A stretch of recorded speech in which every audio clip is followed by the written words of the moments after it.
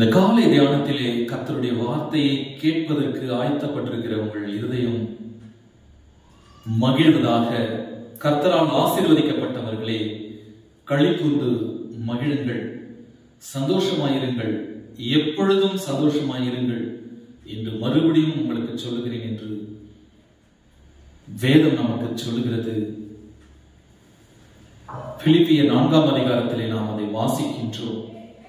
எப்பொழுதும் நாம் மகிழ்ச்சியாய் இருந்தால் இந்த உலகத்திலே சோதனைகளை வென்று நாம் வாழலாம்.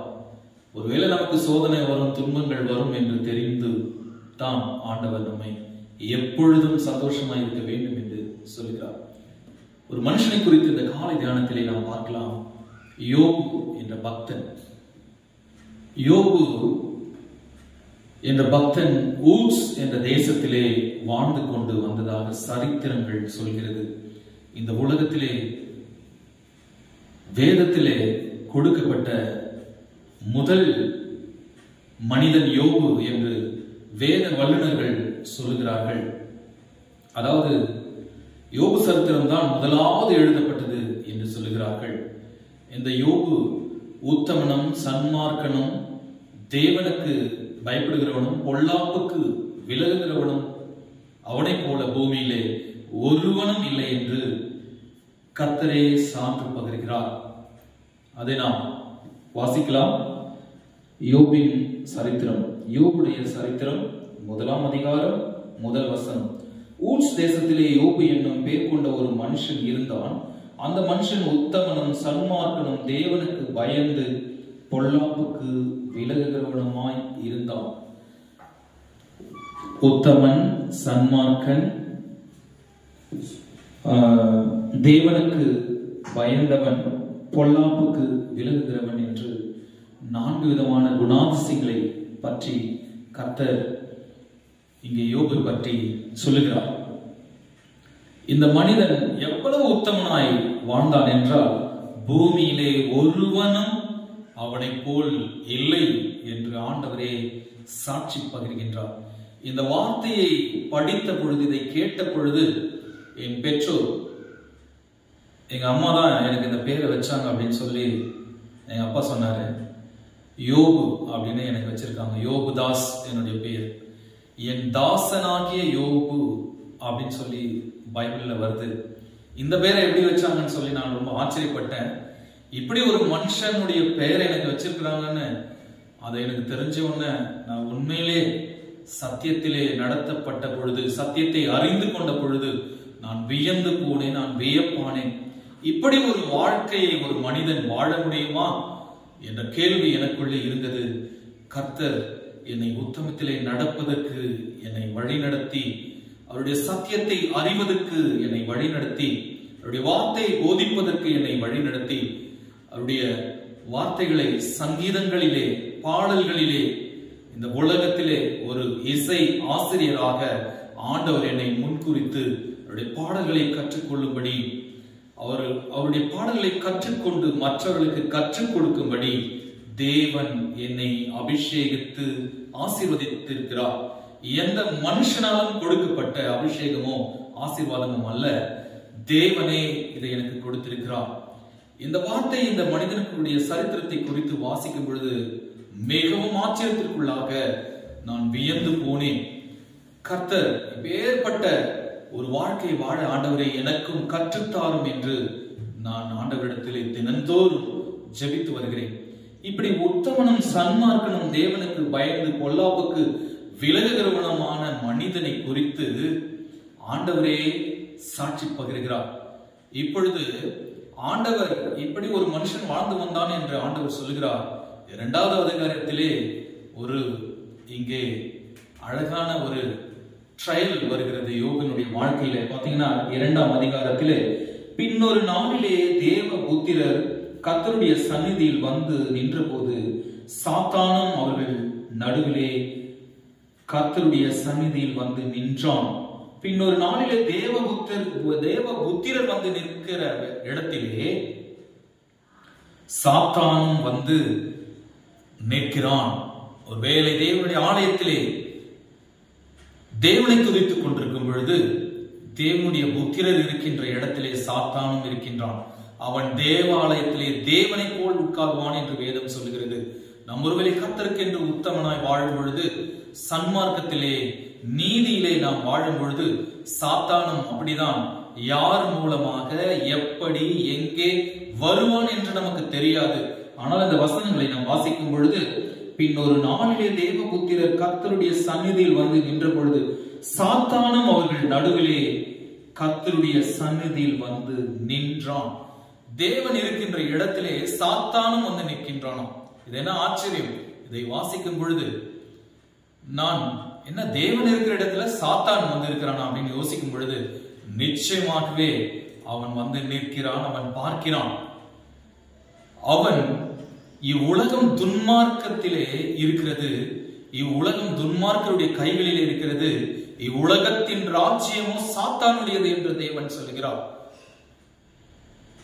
நமக்கு நல்லா தெரியும், மத்தேயு 4ஆம் அதிகாரத்துல இயேசு கிறிஸ்து அவர் உபவாசமாய் இருந்த பொழுது இயேசு கிறிஸ்துவை மலை உச்சியிலே கொண்டு போய், நீ என்னை சாஷ்டாங்கமாய் விழுந்து பணிந்து கொள், இந்த உலகத்தையும் இதனுடைய ராஜ்யத்தையும் உனக்கு தருவேன் என்று பிசாசு சொன்னதை நாம் நினைவில் வைத்திருப்போம். ஒருவேளை நினைவில் வைத்திருக்க விட்டால் நீங்கள் அதை வாசித்து பாருங்கள்.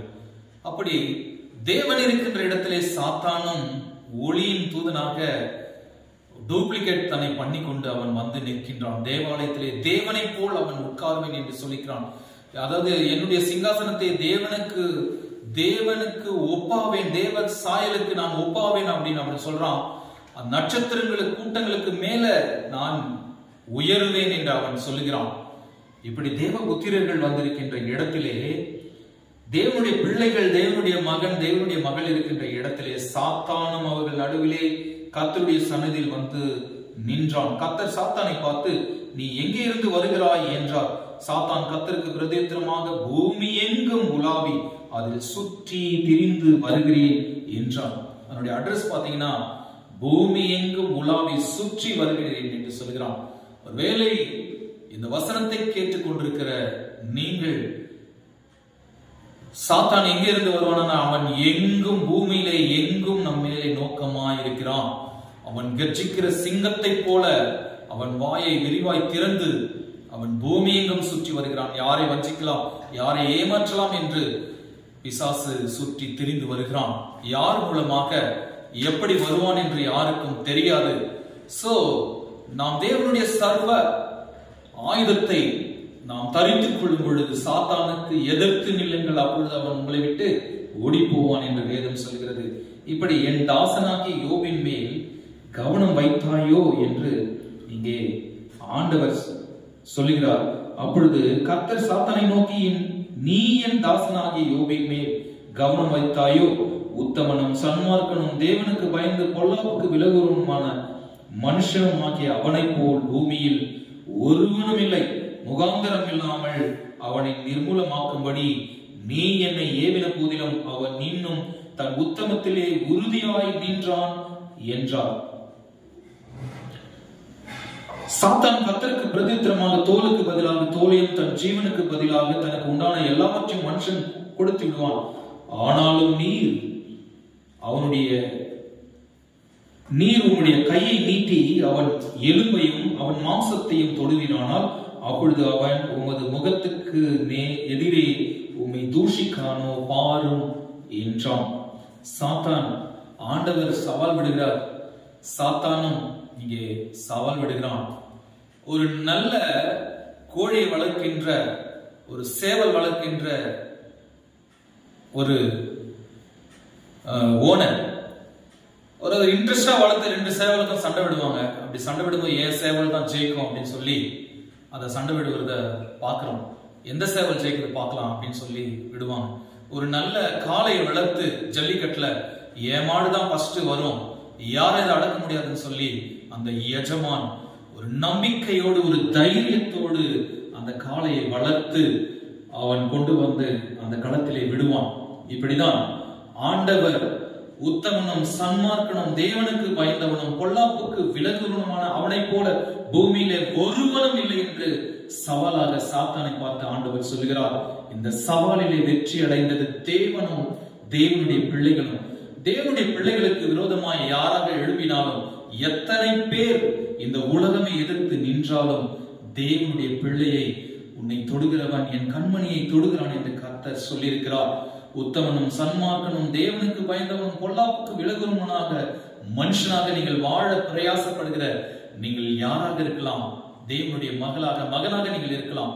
உங்களுக்கு இப்படி சூழல் வரும் பொழுது நாம் கர்த்தரை நோக்கி பார்த்து அவரிடத்திலே அவருடைய சர்வாயுத வர்க்கத்தை நாம் தரித்துக் கொண்டு ஆவியின் பட்டயத்தை எடுத்துக்கொண்டு சாத்தானை நாம் வென்றுவிட வேண்டும், சாத்தானை நாம் வீழ்த்து விட வேண்டும். சாத்தானுக்கு எதிர்த்து நில்லுங்கள், அப்பொழுது அவன் உங்களை விட்டு ஓடி போவான் என்று வேதம் சொல்கிறது.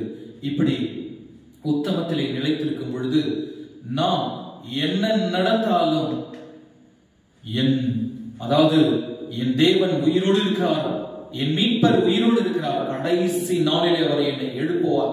என் மாம்சம் முதலாக என் எலும்புகள் ஒன்றுமே இல்லாமல் போனாலும், நான் செத்தாலும் என் உத்தமத்திலே நான் சாவேன் என்று யோபு உத்தமனாய், என்ன சோதனைகள் வந்தாலும், சரீரத்தில் எத்தனை வியாதிகள் வந்தாலும் அவன் உத்தமனாய் இருந்தான்.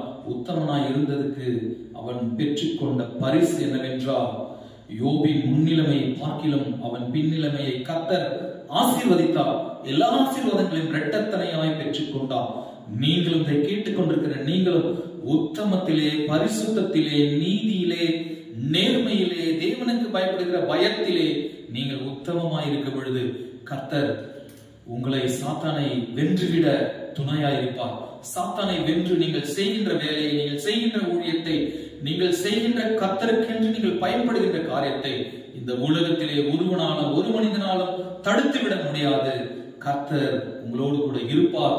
யோபோடு கூட இருந்த கர்த்தர் ஏதோ கட்டுக்கதையோ அல்லது விக்ரமாதித்தன் கதையோ அல்லது வேற ஏதாவது புத்தகத்துல வர கதையோ இல்லை. இது தேவனுடைய பரிசுத்த வேதாகமத்தில் எழுதப்பட்ட, இந்த சத்திய புத்தகத்தில் எழுதப்பட்ட தூய வார்த்தைகள்.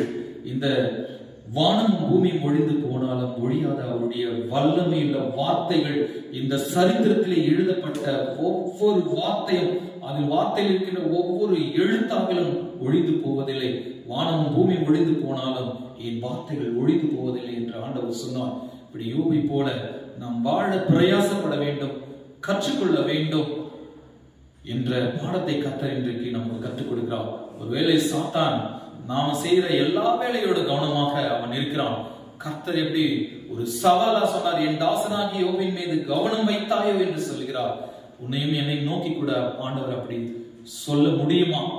அப்படி நாம் உத்தமத்திலே வாழ்கிறோமா என்று நாம் சிந்தித்து நம் இருதயத்தை நாம் ஸ்திரப்படுத்திக் கொண்டு, நம் இருதயத்திலே இந்த வார்த்தைகளை நாம் பதிய வைத்துக் கொண்டு உத்தமத்திலே வாழ பிரயாசப்படுவோம். கர்த்தர் உங்களை அப்படி அந்த மனிதனை போல வாழ கர்த்தர் உங்களுக்கு உதவி செய்வாராக.